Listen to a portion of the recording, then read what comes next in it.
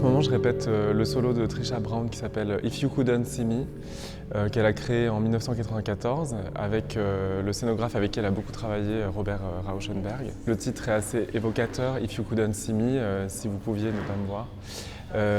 Parce qu'en effet, tout le solo se fait de dos au public, avec la volonté assez claire et assez évidente pour nous, interprètes, de ne pas découvrir notre visage face public. Donc ça peut paraître un petit peu austère de prime abord, mais en fait je pense que c'est une vraie réflexion qui, je crois d'ailleurs, a été amenée par Robert Rauschenberg à Trisha Brown.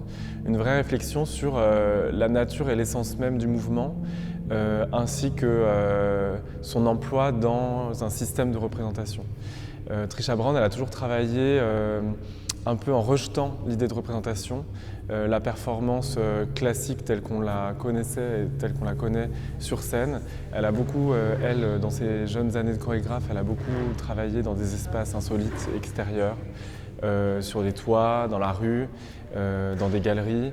Et toujours avec cette idée que le mouvement n'a pas forcément vocation à être surperformé, qu'il se suffit à lui-même. On pourrait avoir l'impression que la danse et son langage cherchent à se défaire de toute précision et d'une certaine forme de propreté académique qu'on a peut-être l'habitude de voir dans la danse classique et même dans certaines formes de danse contemporaine.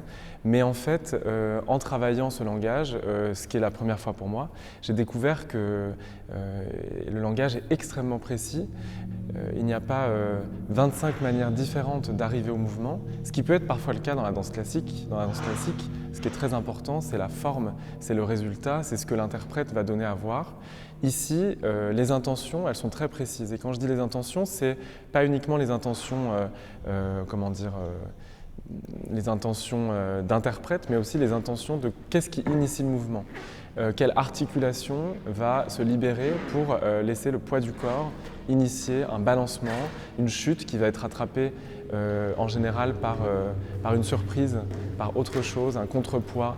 Et tout ça se fait de manière très précise et très volontaire, mais il faut toujours que ce soit la gravité simple qui fasse amener le mouvement. Donc ça donne l'impression que ça arrive un peu par hasard et par accident.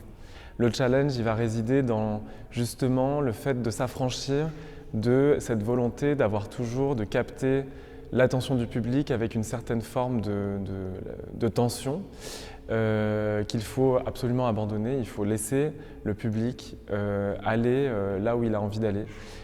S'il y a des gens qui le voient avec rejet, il faut l'accepter.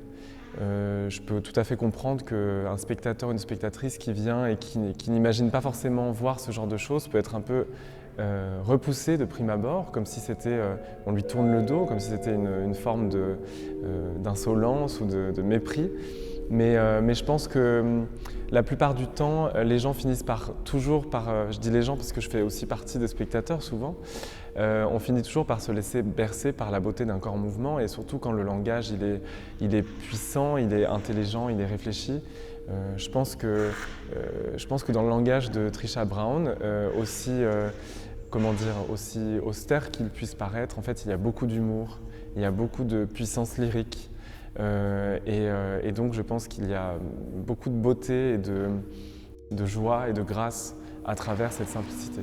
C'est pas étonnant que Trisha Brown, qui a commencé son travail de chorégraphe dans les années 60, elle a été transfusée, transpercée par toutes ces mouvances qui étaient très fortes, très riches, des révolutions esthétiques, artistiques, politiques bien sûr, qui ont amené à se poser la question de dans quel monde on vit, mais du coup transposé au théâtre. Qu'est-ce que le théâtre, qu'est-ce que la scène, qu'est-ce que la représentation?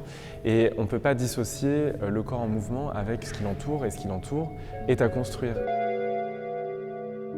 Ce que j'ai trouvé particulièrement intéressant là sur le travail de ce solo, c'est justement que paradoxalement c'est un solo, mais nous l'avons travaillé les 4 interprètes ensemble avec les personnes qui nous ont appris la chorégraphie et qui nous ont aidés à trouver le bon chemin. Et en fait on l'a apprise cette pièce comme un collectif, comme un quatuor, avec beaucoup de complicité, donc Anna, Laetitia, Victoire et moi. Et c'est assez marrant parce que c'est un solo qui, comment dire, le rythme de notre mouvement n'est imposé que par nous-mêmes. La musique est un fond, on peut s'en servir, on peut jouer avec, mais on n'est pas contraint d'arriver sur certaines notes de la partition. Et donc, quand on a travaillé tous les quatre, parfois même en silence, ce qui réglait notre rythme, c'était juste notre attention les uns aux autres, notre respiration. Et du coup, j'ai l'impression que je vais pouvoir amener un petit peu de cette expérience, de nous quatre en fait, sur scène, même si je suis seule sur le moment où je danse. Et puis certainement que mes collègues également vont pouvoir amener cette expérience avec elles sur scène.